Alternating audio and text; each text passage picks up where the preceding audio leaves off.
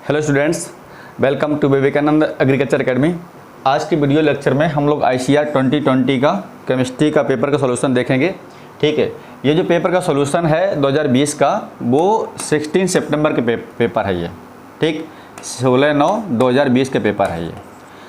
2020 में जो पेपर हुए थे 2020 में ICAR के, वो 3 डेट में कंडक्ट हुए थे, जिसमें आपका 16 सितंबर, इसके बाद में 17 सितंबर और 22 सितंबर में।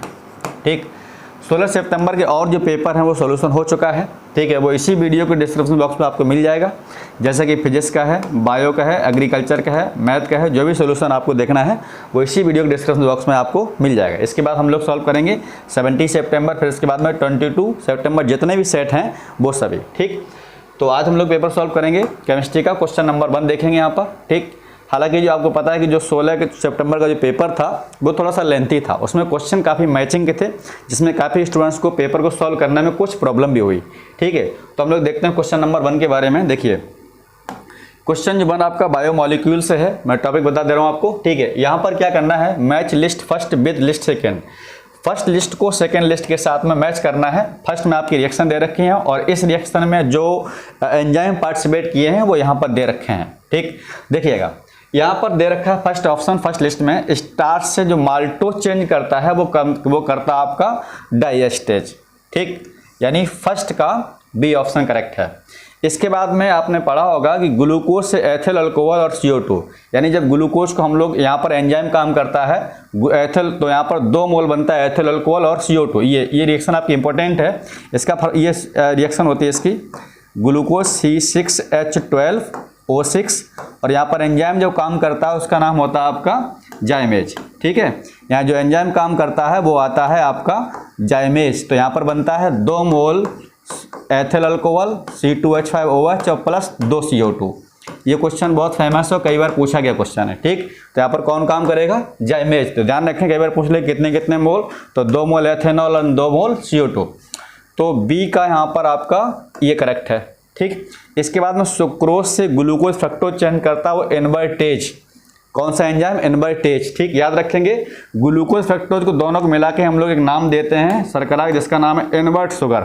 ठीक है, इसको मिला के हम लोग क्या बोलते हैं, इनवर्ट शुगर। इसमें कई क्वेश्चन सोल्यूशन आप देख लीजिएगा। ठीक है, इनवर्ट शुगर, और प्रोसेस बोलते हैं इन्वर्जन, हिंदी में बोलते हैं प्रतिलोमन। ठीक है, हिंदी में बोलते हैं प्रतिलोमन, आप इसको नोट कर लीजिएगा। ठीक है, ग्लूकोज फ्रक्टोज मिला के बोलते हैं इनवर्ट शुगर, और इसको हम लोग बोलते हैं हिंदी में प्रतिलोमन, और प्रोसेस कहलाते इन्वर्जन। ठीक है, इसके बाद में आप देखेंगे यहाँ पर कि माल्टोज से ग्लूकोज जो चेंज करता है वो करता है आपका माल्टेज एंजाइम। ठीक, तो ये मैचिंग होगी, आप देख लीजिएगा यहाँ पर फर्स्ट का बी, तो फर्स्ट का बी इसमें आपका यहाँ मिल रहा है। इसके बाद में सेकेंड यानी ग्लूकोज से एथिल अल्कोहल ए, सेकेंड का ए, थर्ड का डी और सी। ये मैच करता आंसर आपका चौथा यहाँ पर जो है वो करेक्ट होगा, डी ऑप्शन। ठीक, चलिए मैं कुछ यहाँ से इस टॉपिक संबंधित और मैं आपको जानकारी दे दूँ यहाँ से। और क्वेश्चन क्या, इसी क्वेश्चन में एक और क्वेश्चन बहुत अच्छा पूछा जाता है डाइसैकेराइड के बारे में। किसके बारे में, डाइसैकेराइड। ठीक है, डाइसैकेराइड क्या होते हैं, जिनको हाइड्रोलाइसिस करने पर मोनोसैकेराइड के 2 मोल देते हैं, उनको हम लोग क्या नाम देते हैं, डाइसैकेराइड। ठीक, तो देखिएगा डाइसैकेराइड दो लोग यहाँ पर 3 एग्जाम्पल आपके आते हैं। एक आपका आता है माल्टोज, अगला है आपका सुक्रोज, और थर्ड डाइसैकेराइड आपका है लैक्टोज। लैक्टोज हम लोग नाम देते हैं मिल्क शुगर। क्या नाम देते हैं, मिल्क शुगर, यानी दुग्ध शर्करा।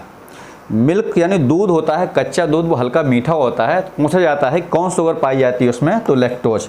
जब दूध से दही बनता है तो यही लैक्टोज चेंज हो जाता है लैक्टिक एसिड में। अब यहाँ से फेमस क्वेश्चन है कि ये पूछा जाता है कि डाइसैकेराइड कौन कौन होते हैं, तो ये एग्जाम्पल आपके हो गए माल्टोज, सुक्रोज और लैक्टोज। अब देखिए, जब इनका हम लोग मिलाते हैं इसमें वाटर यानी हाइड्रोलाइसिस करवाते हैं, जल अपघटन, तो आपका जो माल्टोज है, ठीक, माल्टोज का हाइड्रोलाइसिस करने पर बनता है ग्लूकोज और ग्लूकोज। ये बहुत फेमस क्वेश्चन है, ग्लूकोज प्लस ग्लूकोज। ठीक, तो ऐसे कह सकते हैं 2 मोल ग्लूकोज बराबर क्या हो जाएगा, माल्टोज। सुक्रोज कराते हैं हाइड्रोलाइसिस। ठीक, तो यहाँ पर बनेगा ग्लूकोज और फ्रक्टोज, ग्लूकोज और फ्रक्टोज। और इसी को हम लोग दोनों मिला के बोलते हैं इनवर्ट शुगर। ठीक है, याद रखेंगे, इसको दोनों मिला के हम लोग नाम देते हैं इनवर्ट शुगर। दोनों मिला क्या नाम देते हैं? Invert sugar. ठीक है, इनवर्ट शुगर। और इस प्रोसेस को हम लोग बोलते हैं इन्वर्जन। क्या बोलते हैं? इन्वर्जन। हिंदी में बोलते हैं प्रतिलोमन। हिंदी में क्या नाम देंगे? प्रतिलोमन। ठीक, याद रखेंगे। और जो लैक्टोज का हाइड्रोलिसिस जब करेंगे तो यहाँ जो मोनोसैकेराइड बनते हैं उसमें एक बनता है आपका ग्लूकोज और अगला होता है गैलेक्टोज। क्या होता है? गैलेक्टोज। तो ये बहुत फेमस क्वेश्चन है, तो इस टॉपिक से जितने क्वेश्चन आपके बनेंगे किसी एग्जाम में अगर आएंगे तो गलत नहीं होंगे। ठीक, तो आप ये सॉल्यूशन लिख लीजिएगा, फिर हम चलते हैं इसमें आगे क्वेश्चन। ठीक, देखिए क्वेश्चन जो अगला क्वेश्चन है हमारा, ठीक है, ये काफ़ी अच्छा क्वेश्चन है जनरल ऑर्गेनिक केमिस्ट्री से। देखिए क्वेश्चन यहाँ पर ये कह रहा है, इसमें आपको बताना है the number of hydrogen atom bonded to the primary, secondary and tertiary carbon. ठीक, स्ट्रक्चर दे रखा है, स्ट्रक्चर छोटा सा हम यहाँ पर बड़ा बना देंगे, ठीक है, ताकि आपको अच्छे समझ में आ जाए। ये आपको ऑर्गेनिक कंपाउंड दे रखा है, इसमें बताना है कि प्राइमरी, सेकेंडरी, टर्सरी जो कार्बन हैं उनसे कितने हाइड्रोजन परमाणु जुड़े हुए हैं। क्वेश्चन जरा समझ लीजिएगा। ठीक, हालांकि जितने क्वेश्चन अभी तक मैंने देखे इस पर बेस आते थे, वो हमेशा पूछता था कि इस कंपाउंड में कितने प्राइमरी, सेकेंडरी, टर्सरी कार्बन है, पर इस बार उसने क्या पूछा है? हाइड्रोजन। ठीक, देखो जरा हम थोड़ा इसका स्ट्रक्चर अगर बनाएं तो देखो यहाँ पर ये आपका जो है ये CH3 है, जहाँ जहाँ कोने पर है ये, यहाँ पर क्या होगा? यानी CH3 होगा यहाँ पर। ठीक, तो हम थोड़ा स्ट्रक्चर बना देते हैं इसका, आपको आसानी हो जाएगी। जरा देखिएगा, यहाँ पर जो आपका है वो क्या है? CH3 है ये। ठीक, तो यहाँ लिख देंगे हम लोग CH3। ठीक, इसके बाद देखिए ऊपर लाइन गई, यहाँ पर आ गए, ये ऊपर CH2 आपका है। मैं कलर चेंज कर दूँ ताकि आपको थोड़ा समझ में आ जाए। ठीक है, यहाँ पर आपका CH2 है। इसके बाद में नेक्स्ट जो है आपका ये देखिए, जो नीचे यहाँ पर ये CH2 है, तो यहाँ भी CH2 हो जाएगा आपका। ठीक, यहाँ भी आपका क्या है? CH2 है। इसके बाद में आप देखेंगे ये इधर कार्बन है, ये कार्बन है यहाँ पर एक। ठीक, एक कार्बन, फिर ये दो कार्बन है। ठीक, पर यहाँ पर जो कार्बन है उसके पास दो तो CH3 जुड़े हुए हैं, ये CH3 है, ये एक CH3 है। इसके बाद नीचे जो है लाइन, यहाँ पर एक CH2 ग्रुप होगा आपका। ठीक, ये CH2 है। अब देखिए इस CH2 वाले पर ये कार्बन गया हुआ है, यहाँ पर आपका कार्बन है, और इस कार्बन पर 3 मैथिल ग्रुप आपके लगे हुए हैं। कितने लगे हुए हैं? 3 मैथिल। तो यहाँ पर हमारा हो जाएगा 3 मैथिल समूह। ये आपका कंप्लीट स्ट्रक्चर हो गया। ठीक, अगर ये को आपने क्वेश्चन समझ लिया तो इससे जितने भी क्वेश्चन अब आएंगे वो आप समझ जाएंगे। ठीक, अब देखिए यहाँ पर हम कैसे पहचाने, कैसे पता चलता है प्राइमरी, सेकेंडरी, टर्सरी कार्बन क्या चीज़ है। जिस कार्बन से जितने कार्बन लगे हों, ऐसा कार्बन जिससे जितने कार्बन ज्वाइंट हों वो उतना ही कार्बन कहलाता है। ठीक, इसका मतलब क्या हुआ? जैसे मान लीजिए सपोज इस कार्बन से, देखिए इस वाले कार्बन से एक कार्बन ज्वाइंट है, इस वाले कार्बन से एक कार्बन है, तो ये कार्बन प्राइमरी हुआ। बट इस कार्बन से 2 कार्बन, कौन कौन? एक ये और एक ये वाला कार्बन। सही है, तो देखो जरा, ये वाला हम लोग कह सकते हैं प्राइमरी कार्बन है। ठीक, इसको हम लोग काउंटिंग कर सकते हैं, इससे कह सकते हैं क्या है? ये हमारा प्राइमरी कार्बन है, यानी 1 डिग्री कार्बन है। ये हमारा 2 डिग्री कार्बन है। ये 2 डिग्री क्यों है? इससे 2 कार्बन, एक और एक 2, इससे बताओ 1 और 2, तो ये वाला जो है हमारा वो 2 डिग्री कार्बन है। अब देखो ये वाला, इससे कितने कार्बन है? 1 2 3 4, तो ये वाला कौन हो गया? Quaternary carbon. इससे बताइए जरा, एक कार्बन इससे 2 है, एक यहाँ पर, तो इससे 2 कार्बन ज्वाइंट है। ठीक, इधर राइट इधर लेफ्ट, तो हमारा कार्बन कौन सा होगा? ये सेकेंडरी कार्बन। ठीक, इस कार्बन से 4 कार्बन है, 1 2 3 4, तो ये वाला कार्बन कौन सा हो गया हमारा? 4 डिग्री कार्बन। ठीक, प्रैक्टिस अगर होगी तो हम लोग क्वेश्चन में आराम समझ लेंगे। ठीक है, अब जरा बताइए, ये सभी हमारे प्राइमरी कार्बन है, ये प्राइमरी कार्बन है, चूंकि इस वाले प्राइमरी से एक कार्बन ज्वाइंट है, इससे एक कार्बन ज्वाइंट है, तो ये सभी जो है प्राइमरी कार्बन है, तो हमारे ये जो हो गए वो प्राइमरी कार्बन हो गए। ठीक, ये हमारा प्राइमरी कार्बन है, प्राइमरी प्राइमरी प्राइमरी कार्बन और प्राइमरी कार्बन और प्राइमरी कार्बन। सही है।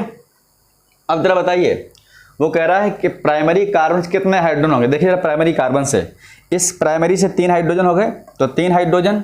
ठीक, 3 3 6 3 9 3 12 3 15 3 18, तो प्राइमरी जो कार्बन से हमारे जो हाइड्रोजन एटम आएंगे वो कितने आ जाएंगे, 18 हाइड्रोजन आएंगे।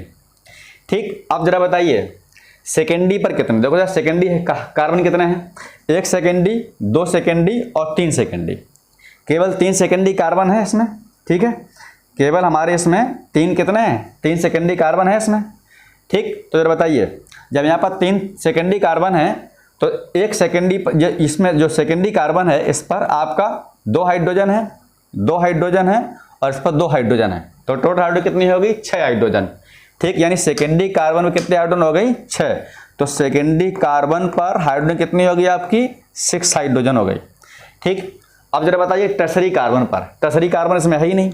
ठीक है, जब टर्सरी कार्बन ही नहीं है तो टर्सरी हाइड्रोजन नहीं होगी, तो टर्सरी जो हाइड्रोजन होगी वो क्या हो जाएगी, 0।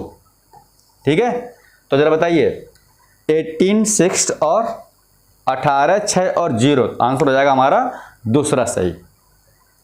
ठीक, इस तरीके से हम लोग निकाल लेते हैं प्राइमरी, सेकेंडरी, टर्सरी कार्बन और हाइड्रोजन के बारे में। ठीक है, समझ में आपको आ गया होगा। जितने कार्बन ज्वाइंट हो उतना ही कार्बन कहलाता है। इस कार्बन से 2 कार्बन है तो ये सेकेंडरी हुआ, इससे 2 कार्बन है 1 और 2 ये सेकेंडरी हुआ, बट इससे देखो 2 हैं तो ये सेकेंडरी है। इससे कितना 1, इससे कितने हैं 4, 1 2 3 4, इससे कितने हैं 2, 1 और 2, इससे कितने हैं 4, बिल्कुल सिंपल। ठीक, आप स्ट्रक्चर से समझ गए होंगे। आंसर हो गया हमारा यहाँ पर सेकंड से ही। बात करेंगे क्वेश्चन नंबर अगले के बारे में। ठीक, देखिए जरा क्वेश्चन नेक्स्ट क्या है, हाँ क्वेश्चन नेक्स्ट है आपका इनर्ट गैस से। ठीक, करेक्ट क्वेश्चन है अगला। देखिए correct electronic configuration of xenon. Xenon एक इनर्ट गैस है, ठीक है, तो इसके बारे में थोड़ा सा हम लोग देख लेते हैं और यहाँ बात भी कर लेंगे। देखिए जब भी हम लोग ग्रुप की बात करते हैं, आवर्त सारणी में वर्क की बात करते हैं, तो ऊपर से जब भी हम लोग ऊपर से नीचे की ओर जाते हैं तो n की वैल्यू जो है वो बढ़ जाती है और कितनी इंक्रीज करती है, 1/1। इसका मतलब क्या हुआ, इसका मतलब ये हुआ, मैं यहाँ थोड़ा समझा दूँ आपको। देखिएगा इसका मतलब ये हुआ हमारा है, जैसे अगर बात करें हम यहाँ पर पूछा गया हमें जीनॉन के बारे में। ठीक, तो देखिएगा helium, neon, argon, krypton, xenon और रेडॉन, कुछ ऐसे हैं, ये हमारी इनर्ट गैसेस हैं।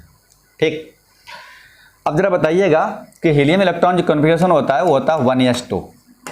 ठीक, अब जो वैल्यू आई ये वाली, ये है हमारी n की वैल्यू। n की वैल्यू कितनी है, 1, और यही होता है पीरियड नंबर, यानी हीलियम किसका पीरियड का है, फर्स्ट पीरियड यानी पहले आवर्त का है। ठीक, अब जब भी कभी नीचे हम लोग जाएंगे किसी ग्रुप में तो यही n की वैल्यू 1/1 इंक्रीज करती है on moving in a group. ठीक, the value of n is increase 1/1। ठीक, अब जरा बताइए जब यहाँ पर आपका देखिए 1s2 आया तो इसका यहाँ पर क्या आएगा, 2s2। देखो जरा यहाँ पर हम लोग क्या है, इसका नंबर 10 होता है। ठीक, इसका नंबर कितना है, 2 है। अच्छा नीचे जब भी जाएंगे तो 8 8 18 18 32 जोड़ देंगे तो उसका एटॉमिक नंबर आ जाएगा। ठीक, जरा देखिए यहाँ पर आएगा आपका 1s2, 2s2 और 2p6। तो देखो यहाँ पर आपका 1 हुआ, यहाँ पर लास्ट वाला क्या होगा, 2। ठीक, अब देखिएगा इसका नंबर कितना है, 18। हमने क्या किया, 2 से जब जाएंगे तो 8 ऐड कर देंगे, फिर यहाँ पर 8 ऐड कर देंगे, फिर यहाँ पर 18 ऐड कर देंगे। ठीक, यहाँ पर 32 एटॉमिक नंबर आ जाएगा। अब जरा बताइए यहाँ पर जब ये 2 है तो अगले वाले में क्या आ जाएगा, 3s2 3p6। अगला जो होगा यहाँ पर क्या होगा, वो 3s2 और 3p6। सही है। अच्छा नेक्स्ट क्या होगा, ऐसे लिख सकते हैं आपका जब यहाँ पर KAR है तो यहाँ लिख सकते हैं नियॉन, यहाँ पर लिख सकते हैं नियॉन, लिख सकते हैं यहाँ पर। ठीक, यहीं लिख सकते हैं हम लोग। देखिए ऐसे भी लिख सकते हैं इसको, ये आप क्या है, आर्गन है ये। ठीक, ये नियॉन है, तो ये आपका ऐसे लिख सकते हैं यहाँ पर कोष्टक में क्या, नियॉन लिख सकते हैं। जब नियॉन लिख सकते हैं n को लिखेंगे यहाँ पर 3s2 और 3p6, क्योंकि 1s2 2s2 2p6 कितना होता है नियॉन का, तो हम नियॉन लिख दिया। अब जब अगले में जाएंगे तो यहाँ पर देखिए n की वैल्यू 3 आ गई, n की वैल्यू 1, n की वैल्यू 2, n की वैल्यू 3, यहाँ इसके लिए n की वैल्यू 4, n की वैल्यू 5, n की वैल्यू 6। हम लोग जान जाएंगे n की वैल्यू 5 आ रही, तो जरा बताइए। अच्छा यहाँ पर देख सकते हैं आंसर शायद 3 सही होगा, ठीक, एक आपका 5s एक ये भी है, चेक कर लेते हैं। देखिए आपका नियॉन हो गया। अच्छा, क्रिप्टन जब करेंगे तो हम लोग क्या कर दें, यहाँ पर आर्गन लिख देंगे, क्योंकि 18 आपको हो गया। अगला क्या होगा यहाँ पर 4s2 और 5s2। ठीक, जब जीनोन लिखेंगे यहाँ पर क्या लिख लेंगे हम लोग, क्रिप्टन। तो यहाँ पर क्या आ जाएगा, 5s2। ठीक, यहाँ पर आ जाएगा 5s2 और 5p6। देखिए मैच करिए जरा, क्योंकि आपको पता है इनर्ट गैस के जो आउटर इलेक्ट्रॉन कॉन्फ़िगरेशन होते हैं, आउटर सेल कैसे होते हैं, फुल फील्ड होते हैं। तो आंसर आपका तीसरा वाला मैच करेगा, ये आंसर आपका नहीं होगा। ठीक, ये देखिए क्रिप्टन 4d10, चूंकि इसके जब यहाँ पर s जाएगा तो 4d10 पूरा भर गया होगा, 5s2 5p6। तो जब भी कभी हम लोग किसी ग्रुप में नीचे जाते हैं तो n की वैल्यू 1 by 1 इंक्रीज करती है। ठीक है, इस तरीके से हमारा इलेक्ट्रॉन जो विन्यास हो गया, तो ये हो गया किसका, जीनोन का। ठीक, और याद रखेंगे जब भी कभी p ब्लॉक हम लोग जाते हैं ऊपर से कि नीचे की ओर, तो 8 18 18 32 आप ऐड कर दीजिएगा, उसका एटॉमिक नंबर आ जाएगा। बट इनर्ट गैस में केवल आपको यहाँ पर 8 8 18 18 32 इतना जोड़ना होगा।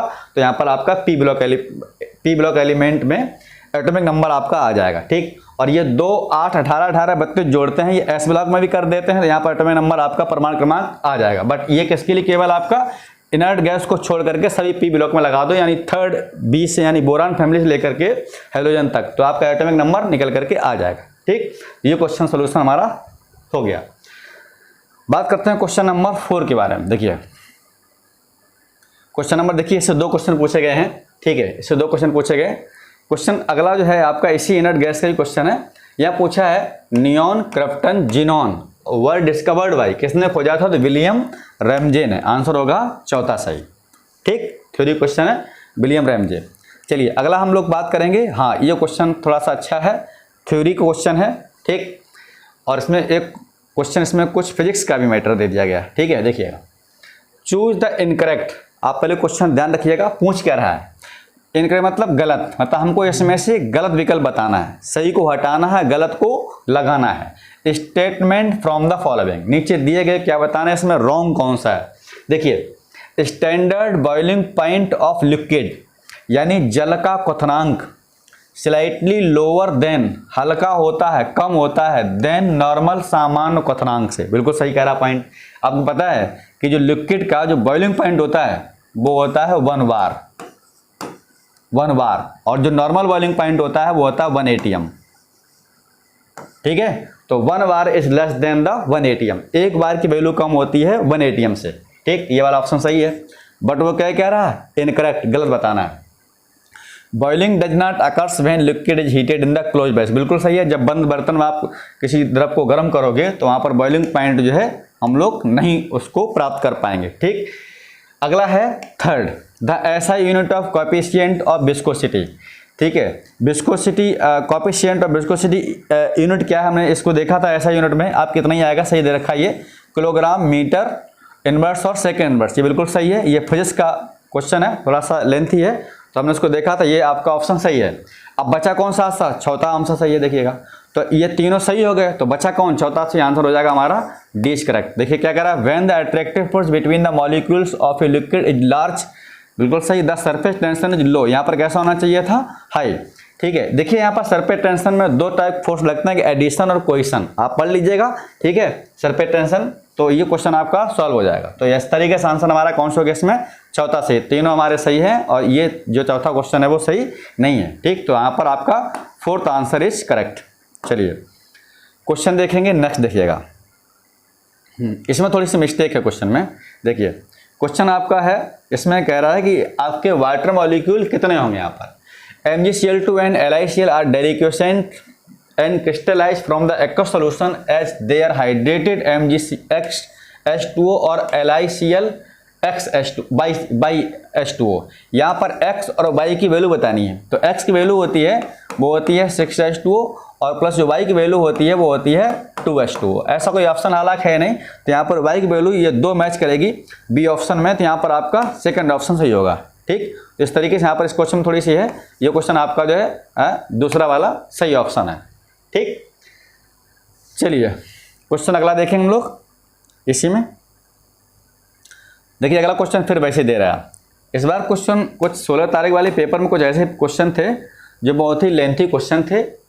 चलिए, for the dissolution of solid in a liquid choose the incorrect statement. अब ऐसे में तो बहुत कन्फ्यूजन होती है, ठीक है, कितना स्टूडेंट पढ़ने वाला बट उसको थ्योरी में हर एक लाइन टू लाइन याद होना चाहिए, तब ऐसे क्वेश्चन को सॉल्व कर पाएँ। और ऐसा क्वेश्चन कभी आपसे एग्जाम में आता है, ठीक है, ऐसे क्वेश्चन को छोड़ने में ज़्यादा आप लाभ उठा पाएंगे, क्योंकि ऐसे क्वेश्चन अगर छोड़ देंगे तो जो छोटे छोटे क्वेश्चन होंगे जो छूट जाते हैं उनको करने पर हम सिलेक्शन ले सकते हैं। यहाँ पर ऐसे क्वेश्चन चक्कर फंसने पर हम उन क्वेश्चन नहीं छू पाते हैं जो क्वेश्चन छोटे होते हैं, ठीक। चलिए हम क्या करेंगे, यहाँ पर लिक्विड में सॉलिड को डिजोल्व कर रहे हैं, इसके बारे में गलत बताना, विकल्प गलत क्या है। चलिए हम लोग पढ़ते हैं। यहाँ पर कोई लिक्विड लिया कंटेनर, ठीक, और इसमें सॉलिड को हमने डुबो दिया। मान लीजिए यहाँ पर वाटर मॉलिक्यूल वाटर है, ठीक, कई सारे वाटर हैं, और यहाँ पर पानी भरा हुआ है, ये कई सारे वाटर मॉलिक्यूल हैं, इसमें हमने सुक्रोज डिजोल्व कर दिया। सुक्रोज C6H12O6, ये तो ग्लूकोज है, चलिए ग्लूकोज मान लीजिएगा, ठीक। सुक्रोज क्या होता है 12/11, ठीक। हमने किसी सॉलिड को डिजोल्व कर दिया। अब देखिए इसमें बताना क्या गलत ऑप्शन क्या है, यानी सही हमारे ऑप्शन, सही इसमें जो ऑप्शन है उसको यहाँ से नहीं बताना, हमें वो बताना जो गलत ऑप्शन है। चलिए, if the dissolution is endothermic, यदि आपका घोलने पर अभिक्रिया ऊष्मा शोषी है, endothermic, solubility should increase with rise in the temperature. अगर आपने पढ़ा हो ली चैटलियर प्रिंसिपल, तो उसमें हम लोग क्या पढ़ते हैं उसके एप्लीकेशन में, अगर प्रोसेस आपका एंडोथर्मिक है तो एंडोथर्मिक प्रोसेस के लिए आप याद रखिएगा, अगर प्रोसेस आपका एंडोथर्मिक प्रोसेस है तो एंडोथर्मिक के लिए हम लोग क्या करेंगे, जब भी टेम्परेचर बढ़ाएंगे तो सॉलिड की सॉल्युबिलिटी कैसी होगी, बढ़ेगी, ठीक। क्योंकि एंडोथर्मिक प्रोसेस होती है हाई टेम्परेचर पर जाती है आगे, याद रखेंगे, एंडोथर्मिक प्रोसेस हाई टेम्परेचर पर फॉरवर्ड, यानी प्रोडक्ट कैसा होगा, ज़्यादा बनेगा। तो यहाँ पर सॉल्युबिलिटी जो होती है एंडोथर्मिक प्रोसेस के लिए सॉल्युबिलिटी बढ़ेगी, ठीक। बहुत अच्छा, सही है, ये ऑप्शन बहुत अच्छा है। ये क्वेश्चन वैसे जनरली पूछा गया था बट मैचिंग नहीं आया था। सेकेंड है इसका उल्टा देखिएगा, if the dissolution is exothermic, बिल्कुल सही है। अगर ऊष्मा क्षेपीय क्रिया है तो सॉल्युबिलिटी डिक्रीज करेगी, बिल्कुल सही है। क्योंकि आपका देखिए ध्यान रखिएगा, अगर आपकी प्रोसेस एक्सोथर्मिक है तो सॉल्युबिलिटी डिक्रीज होती है, टेम्परेचर कम करने पर रिएक्शन फॉरवर्ड जाती है, और एंडोथर्मिक रिएक्शन टेम्परेचर हाई पर आगे जाती है। तो यहाँ पर कैसा होगा, देखिए राइज इन टेम्परेचर, तापमान को घटाने पर, याद रखेंगे, अगर प्रोसेस हमारा क्या है एक्सोथर्मिक प्रोसेस है तो यहाँ पर कम टेम्परेचर यानी लो टेम्परेचर पर रिएक्शन कहाँ पर जाती है, हमेशा फॉरवर्ड डायरेक्शन में, ठीक। और हाई टेम्परेचर पर रिएक्शन फॉरवर्ड कब, जब प्रोसेस आपका एंडोथर्मिक हो यानी ऊष्मा शोषी हो। तो दो ऑप्शन हमारे सही हैं। अब बात करेंगे थर्ड केस में, देखिएगा प्रेशर अफेक्ट, ठीक, अफेक्ट करता है the solubility of solid in the liquid. Liquid में प्रेशर बहुत कम अफेक्ट करता है, पढ़ते हैं, such that the increasing pressure solubility of solid in increase. देखिएगा यहाँ पर लिखा हो इंक्रीज, बट इंक्रीज नहीं करती है, लिटिल चेंज आता है, ठीक है, बहुत कम चेंज होगा।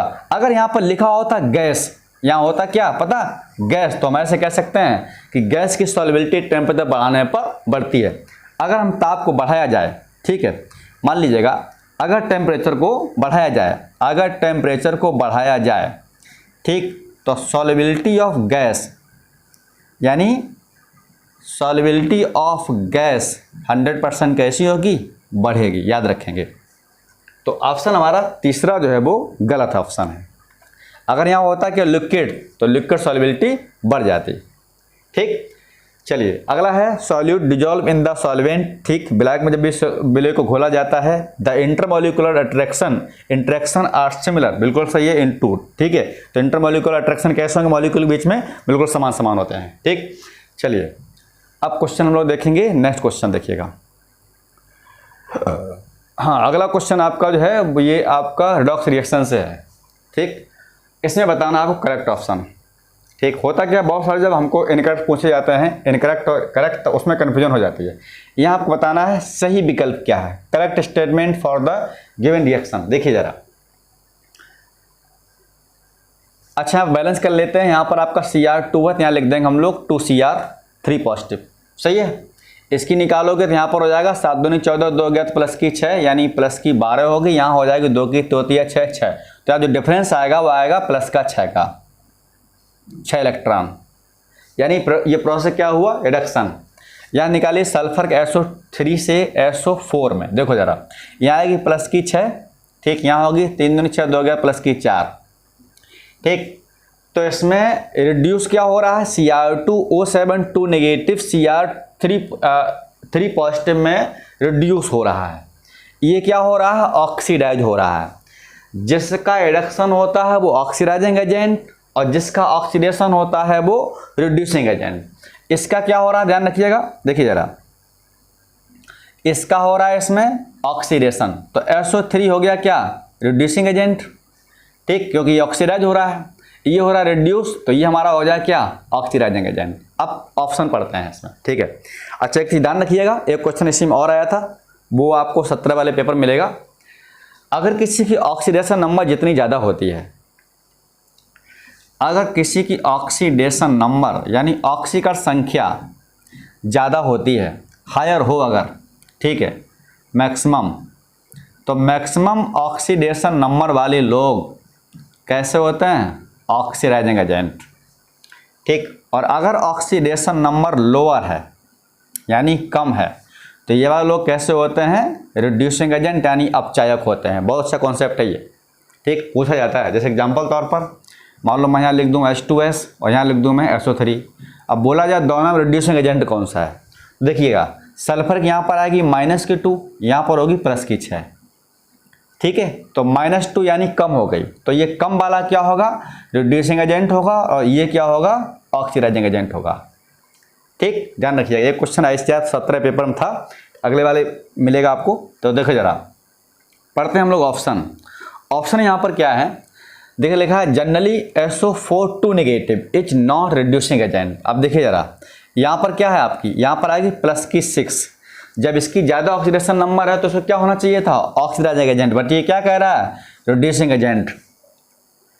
ये तो ऑप्शन सही हो गया, generally SO4 2 negative is not reducing agent, यानी ये अपचायक नहीं है। ये बिल्कुल सही पॉइंट है, तो ये ऑप्शन सही हो गया यहाँ पर, ठीक है। आंसर यहाँ पर ए सही हो गया। बट हम और पढ़ते हैं आगे, Cr3 positive can be further reduce in the reaction, नहीं, Cr2O पॉजिटिव रिड्यूस हो रहा है, Cr3 नहीं, ये गलत ऑप्शन है, ठीक। देखिए oxidation by SO3 gives Cr, इसका ऑक्सीडेशन हो रहा है, गिव्स Cr, ऑक्सीडेशन बाई नहीं, ये गलत है, ठीक है। इसके ऑक्सीडेशन से Cr नहीं बन रहा है, ठीक। अगला है इन Cr2O7 oxidation state of Cr is +6, नहीं, यहाँ पर कितनी आ गई, +3 दे रखी है एक Cr में, ठीक। तो ये भी आप गलत ऑप्शन हो गया। तो मैं जो मोर करेक्ट आंसर होगा वो आपका फर्स्ट आंसर सही है, ठीक है। चलो हमें क्या बताना है इसमें, करेक्ट स्टेटमेंट, तो यहाँ पर आंसर होगा आपका पहला सही, ठीक।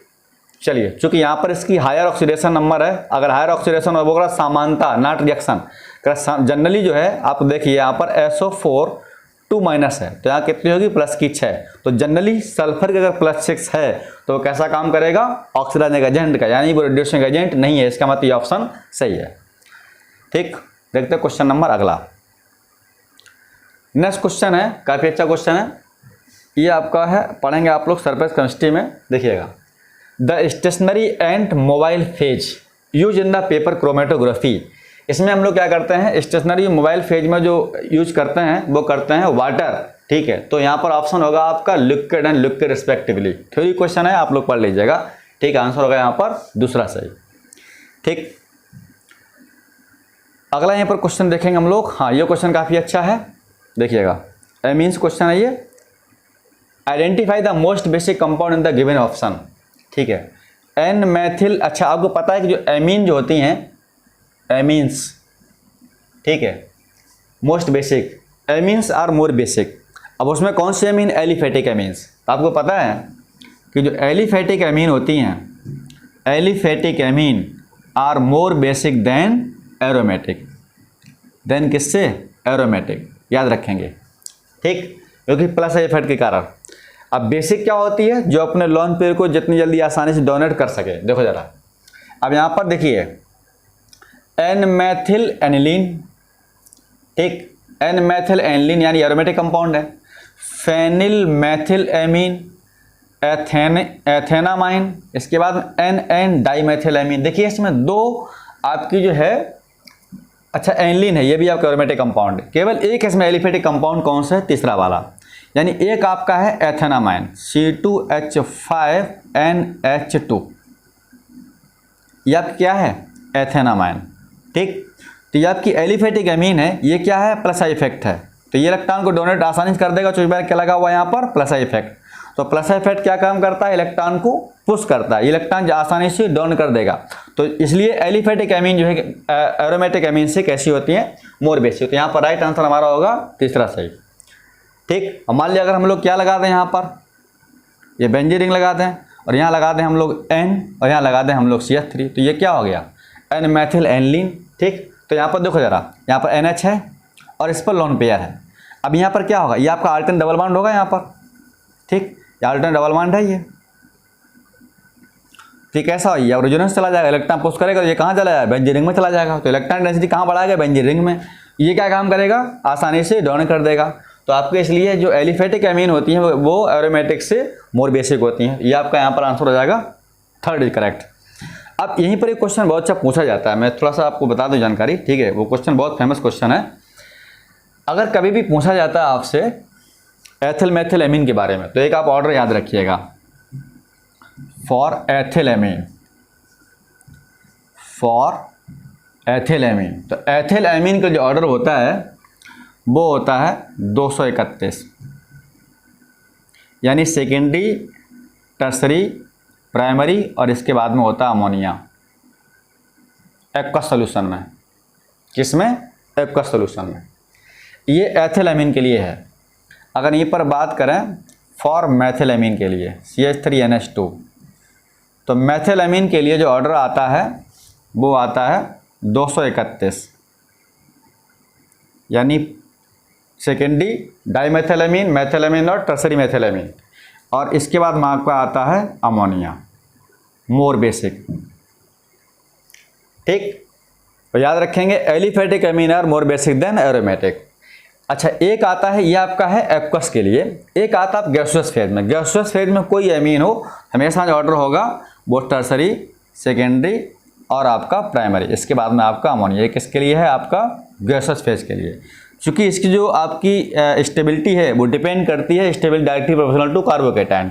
तो टर्सरी कार्बोकेटाइन मोर स्टेबल, ठीक। इसलिए आपकी टर्सरी एमीन जो है मोर बेसिक होगी, किसमें, ओनली इन गैस फेज। ये तीन ऑप्शन आप याद रखिए, हर एक एग्जाम में कोई भी क्वेश्चन यहाँ से पूछा ही जाता है, ठीक। तो एथिल एमीन के लिए 231 सेकेंडरी टर्सरी प्राइमरी, और मैथिल एमीन के लिए 213 सेकेंडरी प्राइमरी टर्सरी और अमोनिया। और गैसेस ये कैसे हैं, एक्वस सॉल्यूशन में है, ठीक है। एक्वस सॉल्यूशन में कुछ ना हो ऐसे पूछे तब भी यही होगा, बट गैसेस फेज में याद रखेंगे टर्सरी, सेकेंडरी और प्राइमरी, ठीक। यहाँ पर रीजन क्या है, लगता है स्टेरिक हिंड्रेंस, ठीक है। पीरियोडिक स्टेरिक हिंड्रेंस हिंदी मुझे पता नहीं है, स्टेरिक हिंड्रेंस बोलते हैं उसको, ठीक है। चलिए अब क्वेश्चन हम लोग सॉल्व करते हैं, ये इसको देखिए, क्वेश्चन सॉल्व करते हैं नेक्स्ट वाला, ठीक ठीक। देखिए अगला क्वेश्चन जो है हमारा, चूज द इनकरेक्ट, बताना गलत option, statement out of the following. Molar heat capacity is an intensive property, heat incentive, हाँ बिल्कुल सही, ये आपका फर्स्ट सही है। बताना क्या है इसमें, गलत बताना, ठीक। Delta small greater of an isolated system, entropy, हाँ ये भी ठीक है, ठीक सही है। थर्ड ऑप्शन है bomb calorimeter is use to measure the heat absorb at the constant volume. अगर आपका वॉल्यूम कांस्टेंट है, हीट एब्जॉर्ब हो रही है, तो वहाँ पर हम बॉम्ब कैलोरीमीटर यूज, हाँ बिल्कुल सही है, ये भी आप सही है। Pressure volume work done on the state function, नहीं ये स्टेट फंक्शन नहीं होते हैं। तो आपका आंसर यहाँ पर चौथा वाला जो है वो सही है, यानी पहले सही है, गलत क्या है आपका ये वाला, यही पूछा तो आपका डी आंसर जो है करेक्ट है, ठीक। चलिए इसके बाद हम लोग देखते हैं क्वेश्चन नंबर अगला, देखिएगा ये क्वेश्चन बहुत अच्छा है, फिजिकल केमिस्ट्री। देखिए जरा, यहाँ पर क्वेश्चन ये कह रहा है, पहला क्वेश्चन कैसे करेंगे हम लोग, थोड़ा सा लेंथी क्वेश्चन है। देखिए यहाँ पर जो सॉल्युबिलिटी, इसकी सॉल्युबिलिटी है वो दे रखी कितनी, 20 ग्राम पर लीटर, और एसआर की सॉल्युबिलिटी यहाँ पर 88, ठीक, ग्राम पर लीटर। तो काम करते हैं, यहाँ पर निकालते हैं हम लोग KSP पहले। तो क्या काम करेंगे, SrOH का होल ट्वाइस इक्वल टू, इसको ब्रेक कर लेंगे तो यहाँ पर आ जाएगा Sr2 पॉजिटिव, ठीक है, ये आ जाएगा आपका Sr2 पॉजिटिव, ठीक। और हम लोग जो सॉल्युबिलिटी क्या करते हैं, सॉल्युबिलिटी का गुणनफल होता है, तो यहाँ पर कर सकते हैं मल्टीप्लाई OH माइनस, अब यहाँ पर उसको ब्रेक किया तो उसको हम लिख सकते हैं होल स्क्वायर, ठीक है। अच्छा, यहाँ पर लिख सकते हैं KSP SrOH का होल ट्वाइस, ठीक, इक्वल टू ये आपका SR है। अच्छा, यहाँ पर अगर होता तो S तो यूँ 2S का होल स्क्वायर कर देते, तो यहाँ पर आता 4SQ, बट हमें निकालना है यहाँ से OH एन कंसनट्रेशन, जो क्या बताना है pH मान। तो काम करते हैं, यहाँ पर आपका आएगा Sr2 पॉजिटिव इंटू OH का 2, ठीक, माइनस। अब ये OH एन कंसनट्रेशन निकालेंगे, तो इधर ले आइएगा, तो यहाँ पर हो जाएगा OH माइनस का स्क्वायर इक्वल टू, ये ऊपर हो जाएगा इधर, तो यहाँ आ जाएगा KSP SrOH का होल ट्वाइस, SrOH का होल ट्वाइस, ठीक। और नीचे क्या आ जाएगा Sr2 पॉजिटिव। अब इसकी वैल्यू रख दीजिएगा, देखिए इसकी वैल्यू दे रखी है आपकी ये बेस, तो यहाँ पर लिख देंगे हम लोग, इधर आ जाएंगे, यहाँ हो जाएगा 20/888, ये आप क्या है OH होल स्क्वायर, ये 2 हटाएंगे पावर, तो यहाँ पर हो जाएगी 1/2 की पावर लग जाएगी, ठीक है। इधर देखो ये हो जाएगा 10/44 5/22 इक्वल टू कितनी 1/2। तो यहाँ पर आपका आ जाएगा OH माइनस, जो आ जाएगा OH माइनस आ जाएगा वो 5/22, इसको आप सॉल्व करोगे, ठीक है, इसको सॉल्व करोगे तो आ जाएगा 0.47, ठीक। इसको लिखेंगे पावर की फॉर्म में, तो यहाँ पर लिख सकते हैं 4.7 × 10⁻⁻1, ये क्या आ गई हमारी OH एन कंसनट्रेशन, ठीक। अब यहाँ से निकाल लेंगे POH। एक ट्रिक होती है, ट्रिक पता क्या होती है, ट्रिक ये होती है, कभी भी अगर आपको HIN कंसनट्रेशन या OH एन कंसनट्रेशन दे रखी इस तरीके से, मान लीजिएगा यहाँ पर दे रखा है 2 × 10⁻⁻3, ऐसे दे रखा है, तो आप इसको मान लो A और इसको मान लो आप B, इसको आप मान लो A, इसको मान लो B, तो सीधा लगाओ, तो यहाँ से pH बराबर B माइनस लॉग A, ठीक है। और अगर OH दिया हो तो POH निकाल लेंगे B माइनस लॉग A। तो देखो जरा, ये B है, ये आपका इतना A है, ये आपका B है, तो हम लोग निकाल लेंगे यहाँ से POH। POH कितना हो जाएगा 1 माइनस लॉग 4.7। अच्छा, ऐसा करते हैं, ये आपका जो यहाँ पर 47 है, इसको यहाँ पर हम 2 कर देते हैं, है ना, तो ये आपका हो जाएगा 47 पावर 2, यहाँ हो जाएगा 2, इसको हटा देते हैं। देखो एक काम करते हैं,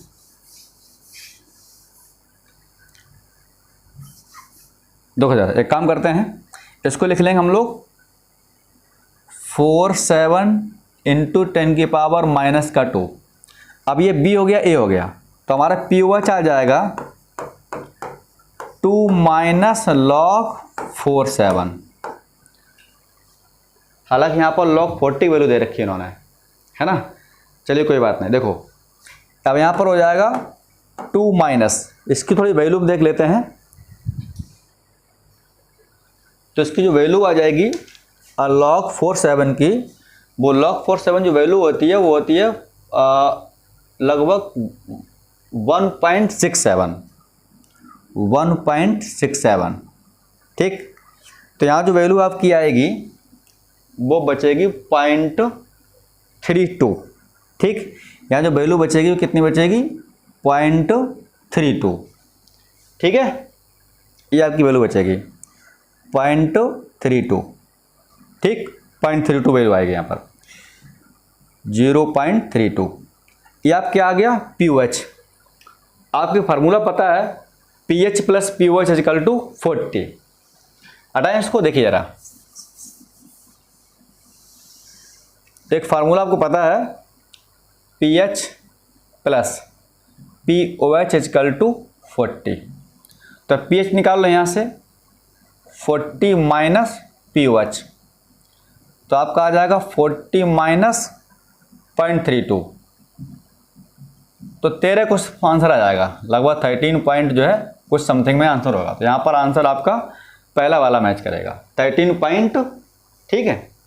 यहाँ पर जो आपका आंसर मैच करेगा वो 13.51, ठीक। तो ये आपका ऑप्शन मैच करेगा, ठीक है। आप ये नोट करिएगा, इसको लिख लीजिए, काफ़ी अच्छा क्वेश्चन था। ये आपका आयनिक इक्विलिब्रियम से है, सॉल्युबिलिटी प्रोडक्ट से, ठीक। चलिए हटाते हैं इसको। अब बात करेंगे हम लोग नेक्स्ट क्वेश्चन के बारे में। ये क्वेश्चन आपका इनऑर्गेनिक केमिस्ट्री बोरॉन फैमिली से है, और ये क्वेश्चन आपने पढ़ा होगा बीबी टेस्ट, बोरेक्स बीड टेस्ट, ठीक है। हम लोग पढ़ते हैं इसमें, एक पढ़ते हैं बोरेक्स बीड टेस्ट, ठीक। देखिए होता कि इसका नाम है आपका है ऑर्थोबोरिक एसिड। जब आप इसको हीट करते हो 370 डिग्री 70 केल्विन पर, तो होता कि यहाँ से निकलता -H2O। देखिए ये रिएक्शन है H3BO3, इसका नाम क्या है ऑर्थोबोरिक एसिड। जब आप इसको हीट करोगे 370 केल्विन पर, तो यहाँ से निकलेगा एक H2O, तो -H2O, ठीक। तो यहाँ पर एक H बचा, तो एक H लिख देंगे, ठीक। B बचा, B लिख दिया, और एक O2 बचेगा, ठीक है। HbO2 पहला ऑप्शन मैच कर रहा। अब जब इसको दोबारा फिर हीट करोगे, ठीक है, मेटाबोरेट को फिर हीट करोगे, तो यहाँ से निकलेगा फिर H2O, तो यहाँ 2 से मल्टीप्लाई कर देंगे हम लोग, इसमें कर 2 से मल्टीप्लाई, देखिएगा तो यहाँ हो जाएगा -H2O, तो ये 2 निकल गया, यहाँ बचेगा B2। अब 2 से मल्टीप्लाई था, 4 ऑक्सीजन, एक बचेगा 3, तो बचेगा B2O3 बोरिक एनहाइड्राइड। तो यहाँ जो आपका B जो ऑप्शन बचेगा वो बनेगा B2O3, और यहाँ जो बचेगा वो HbO2 मेटाबोरेट HbO2, ठीक है, HbO2। तो आंसर होगा आपका फर्स्ट इज करेक्ट। रिएक्शन लिख लीजिएगा, ये ऑर्थोबोरिक एसिड, मेटाबोरिक एसिड, ये बोरिक एनहाइड्राइड, ठीक। और इसको नाम देते हैं बोरेक्स बीड टेस्ट। आप पढ़ते हैं टेस्ट, उसमें इसको हम लोग पढ़ते हैं, ठीक है। नोट करिए। बात करते हैं अगले क्वेश्चन के बारे में। अगला क्वेश्चन जो है ये आपका थर्मोकेमिस्ट्री से है, ठीक है, और ये फिजिक्स का क्वेश्चन है, ठीक। फिजिक्स केमिस्ट्री में क्वेश्चन आ जाते हैं ऐसे, केमिस्ट्री में इसको हम लोग पढ़ते हैं, फिजिक्स में पढ़ते हैं, ठीक। देखिएगा क्वेश्चन कह रहा है 3 moles of helium gas at 1 बार, ठीक। P1 की वैल्यू आपकी ये जो वैल्यू है वो P1 की वैल्यू है। 3 मोल्स है, नंबर ऑफ आपके मोल दिए गए हैं, तो हम लोग इसको नंबर ऑफ मोल यानी N या फिर म्यू कह सकते हैं, ठीक। Is compressed reversibly and isothermally at 400 kelvin to 10 bar. तो ये दूसरा जो आपका जो बार दिया गया है ये आपका P2 वैल्यू दे रखी है, ठीक। तो ये P1 P2 पता है, N पता है, ठीक है। What is the work done, W पूछा इन जूल में, और R वैल्यू पता है। तो आपको पता है W फार्मूला होता है वर्क डन का, वो फार्मूला होता है इसमें एक वैल्यू होती है 2.303, ठीक है, 2.3026, ठीक, 2.3026, देखिएगा 26, और NRT log base P1 upon P2, ये फार्मूला यूज करेंगे, ठीक है। तो N मीन्स यहाँ पर आपका नंबर ऑफ मोल्स हैं, R की वैल्यू दे रखी है, T की वैल्यू दे रखी है, और यहाँ पर P1 P2 आपका दिया गया। तो देखो इसको सॉल्व कर लेंगे, तो 2.3026 N यानी 3 मोल्स, गैस मोल कितने हैं 3 मोल, तो 3 इंटू R वैल्यू है 8.314, ठीक है, लॉग बेस 1 अपॉन 10, ठीक है, P1 अपॉन P2, ठीक। इसको सॉल्व कर लेंगे, तो सॉल्व करने पर यहाँ पर हमारा जो आएगा, ठीक है, आप लोग सॉल्व कर लीजिएगा, जो यहाँ पर जो वैल्यू आपकी आएगी 2.3026, ठीक है, इंटू 3 इंटू 8.314, अच्छा यहाँ पर T भी आएगा, T 400, यहाँ पर मल्टीप्लाई करेंगे हम लोग, 4 भूल गए थोड़ा सा, यहाँ पर आपका टेम्परेचर देखिएगा 4 इंटू 400, ठीक है 400 और इंटू क्या आ जाएगा 1/10। अब सही है, ठीक।